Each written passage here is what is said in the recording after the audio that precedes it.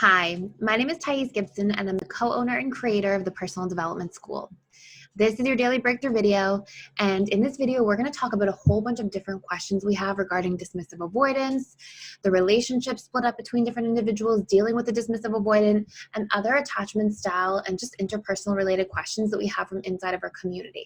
So first and foremost, really quickly before I dive into this whole entire video and answer a bunch of these questions, I just want you guys to know I'm doing everything I can to try to support you guys, support our community. I've really been following up with the comments and the videos, and even those of you in the past video who are waiting for more anxious attachment style tools, I'll be diving into some of that. So please let me know what you need. And also we're doing discount membership. So we're doing 25% off all of our membership bundles or single course purchases. So for 3 months, 6 months, etc. And we're offering a money back guarantee if you come in and you don't like the content and you're not learning anything. And since we've launched the school, we haven't had one single person request that. So it's really supportive. Our community is beautiful. We have amazing people coming in. Everybody's joining in. We have the live webinars. We're doing 2 a week already. We're adding some more this month just to support everybody during this time. And we have breakout sessions and mastermind groups going on and people connecting to go through this sort of journey together outside of just the school as well. So we're building in these groups and doing these breakout sessions, and there's all kinds of amazing stuff happening. So I really encourage you to join if you need some support. And I'm here. And if you guys have any financial challenges, reach out to my team at info@Personal Development School. Explain a little bit about yourself and what's going on, and we're happy to support you in any way that we can as well. And we're really working to do so. So I'm going to get into all of this. First and foremost, I have a question from, we'll say, Jay, okay? And this individual says, my husband is DA and I'm AA. Although it's not constant, he resorts at times to put downs or name calling. Sometimes it can just happen during an escalated conversation, not even a heated argument. Other times he'll do it unprovoked to me requesting something. For example, I asked him to take the baby in the morning and he says negative things, okay? So I've expressed to him in the past that it's hurtful. If I bring it up later, he will apologize, but it always comes with reasoning. So she goes into some other things in here and then says, I grew up in a narcissistic codependent household, so I'm realizing I have very poor boundaries and often don't listen to my own needs and feelings. Can you give an example of what it looks like to set a boundary in this situation? What do I say when it happens in the moment? So this is a wonderful question. We have a course this month coming out specifically on boundaries, and it's a deep dive. It's the different types of boundaries, the different types of boundary violations.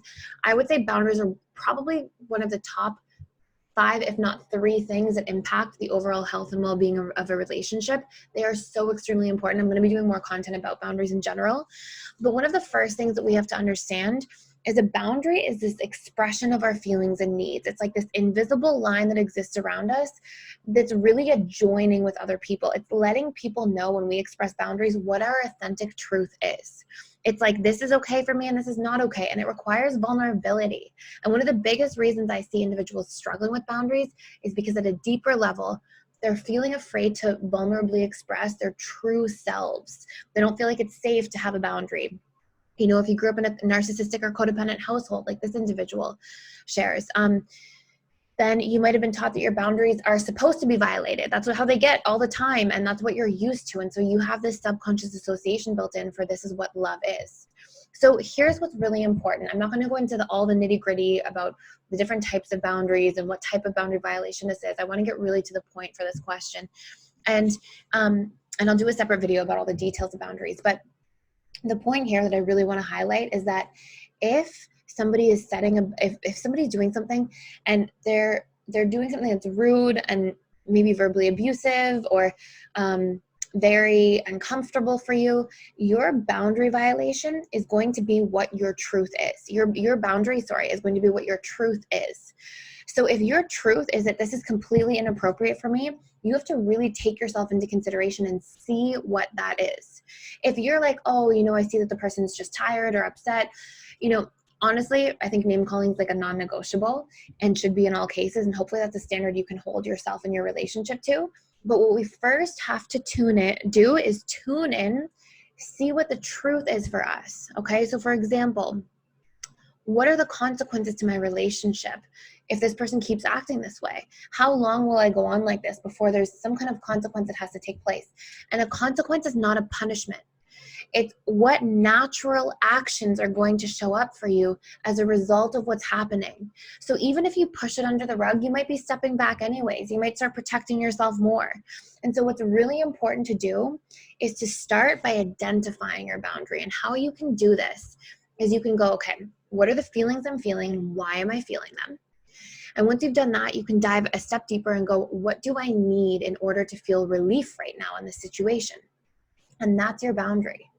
And that might be to tell my husband that this is absolutely unacceptable. If it happens again, there will be some kind of consequence to the relationship. There already have been consequences. I've pulled away. I've protected myself. I don't trust the way you communicate, and we have to work through these things, okay? And so what you're going to do in your fourth step after you've identified your feeling and need is you're going to communicate that. And a really great way of doing this is to maybe start by validating the other person's feelings so that it builds a bridge so that you can actually get seen and heard. And you might say something like, hey, I know that sometimes you're tired. I know that sometimes you're cranky in the morning. However, it's not acceptable for you to be calling me names.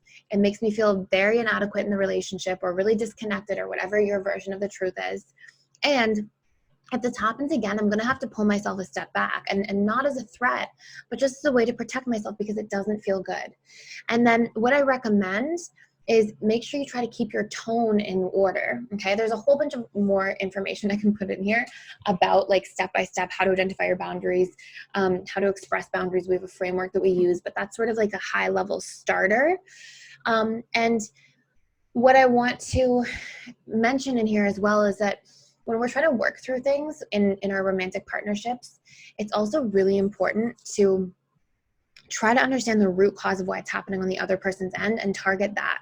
So if this person thinks that like maybe they have a belief pattern that says, oh, if I'm really tired and I'm half asleep, it's still okay for me to call somebody a bad name because I'm half asleep, I don't really mean it. And if that's the root cause of that pattern of behavior, that they think it's sort of justified or okay, that needs to be brought to the conscious surface and had a conversation about so that can be transformed. So when we have problems where, maybe our relationship's really great, but somebody's violating a boundary really painfully in a specific area, we have to be able to try to go, what's going on inside of you that's creating that pattern of behavior? Because for me, that pattern of behavior is completely inappropriate and I need to get to the root of it and I need to work through it with you. And I hope we can do this collectively. So what you really want to be able to do here is ask why this is happening, try to dig into it with the person. It also forces the person when you do this to take more accountability and it will help to transform the communication dynamic, not just the boundary dynamic. So important thing to touch on. So the next thing I have in here is an individual by the name of, we'll say S, okay? And S's question is, I noticed that my DA ex blocked me a month ago before COVID. Now it hurts very hard. I've been brainstorming to write an email to reach out. I think this individual is also a bit paranoid and maybe spun our relationship into him being a victim. What would I say via email? I want to say, why did you block me, etc. But remember, this individual is stressed out and a little bit paranoid, and sometimes, I'm not going to go into all these personal details just in case, but basically this question is saying, there's already this sort of disconnect in the relationship with the DA and you want to reach out, but you feel uncomfortable because you're not sure what to say. So here's the most important piece of advice I'm going to share with you first. And it's that if you're going to reach out, make sure that your intentions are in alignment. I made a video about this and it's about, should I reach out to my ex during this time, during COVID? And, sometimes our brain, because it's a needs meeting machine, when there's this disconnect and it's sort of this like, we're already getting less needs met than usual for emotional connection or romantic connection or affection. Sometimes our brain just goes to whatever the fastest strategy is to fill that bucket back up again. And sometimes it doesn't do the most effective thing for us, the thing that has the most long-term gains, right? It's the same idea of like, you might want to just stay home from the gym, and I guess gyms are closed, but you know what I mean? And, eat junk food, and that might give you short-term gratification, and your brain is wired for that, but we have to be able to work with our minds in order to create long-term gratification in terms of what the best thing is for us. So, while I can't necessarily say what's right or wrong for any individual, I just want to put that point out there so that everybody can sort of assess that first if they're watching this. And what I would say in this case is if you're looking to connect to a certain degree, and if the person is blocking you and they're a little bit paranoid, I mean, to be honest, my honest answer is I don't know if it's the right idea when somebody's already blocking and pushing away, and obviously they've got all this triggering stuff going on. It may not be the right person to reach out to. It might be that you want to build in that relationship to yourself, and whatever needs you're hoping to get met from that person, to start giving to yourself so that you can sort of transform and move on. I also have our relationship breakup course coming out this month, and it has all these step-by-step pieces about this. But let's just say that, you know, anybody who's in this situation, their ex has blocked them, they still decide they want to reach out.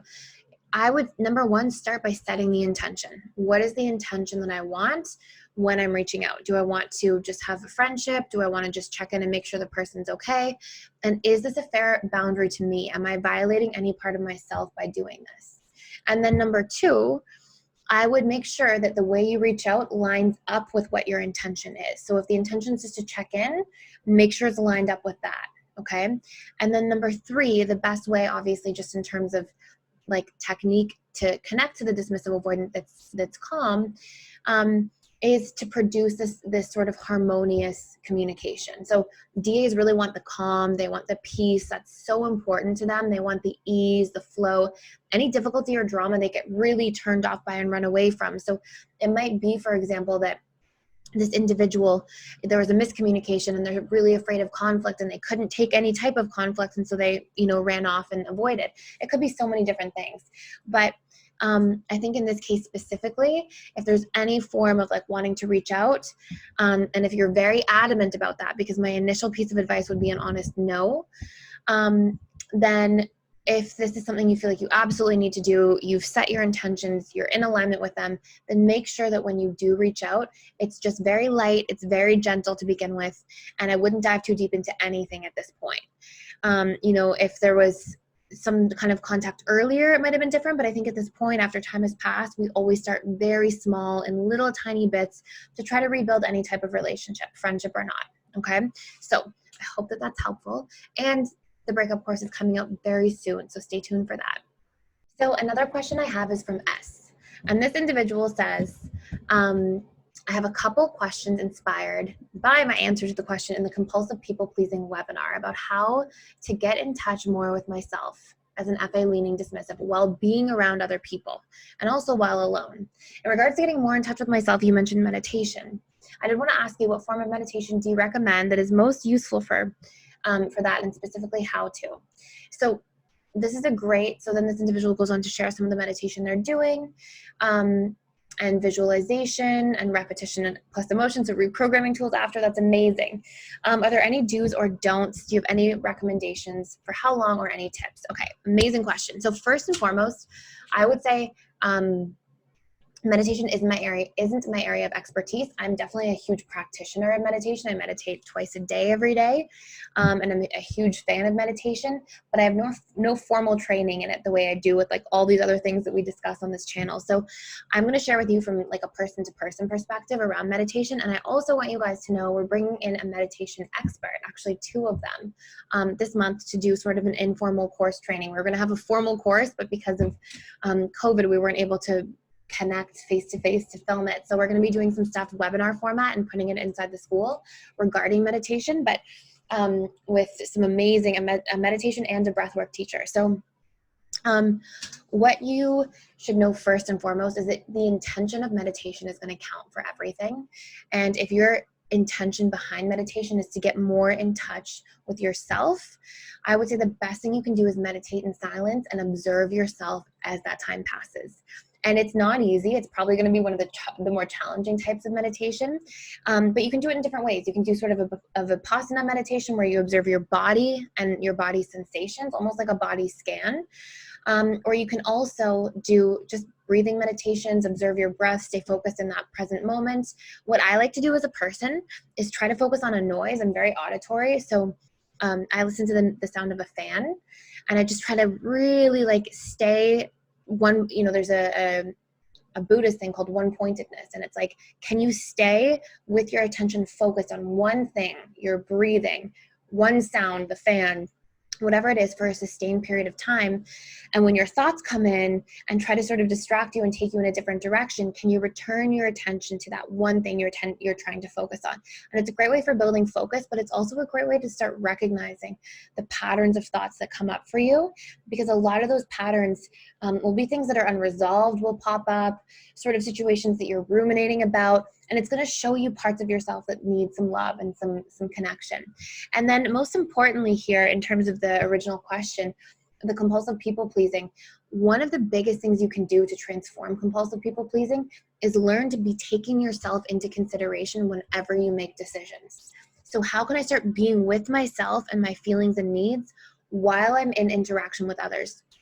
Secure people, this is how they operate. They are with themselves and connected to themselves and rooted in themselves while being in the presence or company of others. And this is one of the most important things that we can learn when we're all making decisions. Secure people aren't perfect at it, but they're a lot better than insecure attachment styles, especially FAs and AAs, fearfuls and anxious preoccupied. So this is a really important practice, and I would say just practice like noticing your feelings and needs on a regular basis.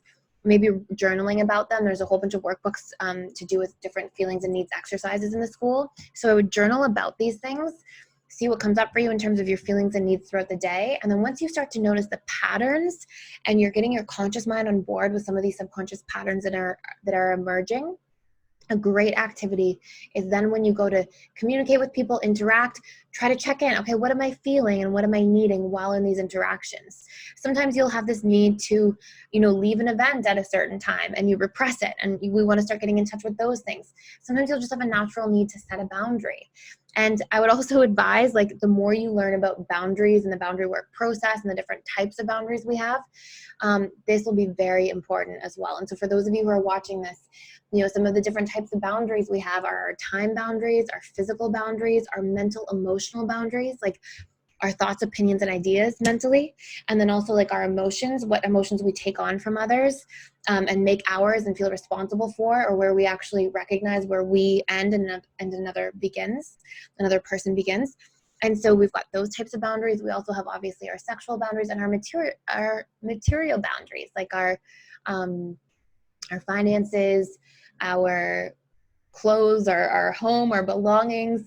And so there can be a violation of those things through actions that people take or through non-actions, things that they don't do that we express a commitment towards. So check in and try to start identifying your boundaries in all of the 7 areas of life and start noticing, like, where do I feel like I don't show up for my own boundaries or others cross my boundaries with me by, intentionally or not intentionally.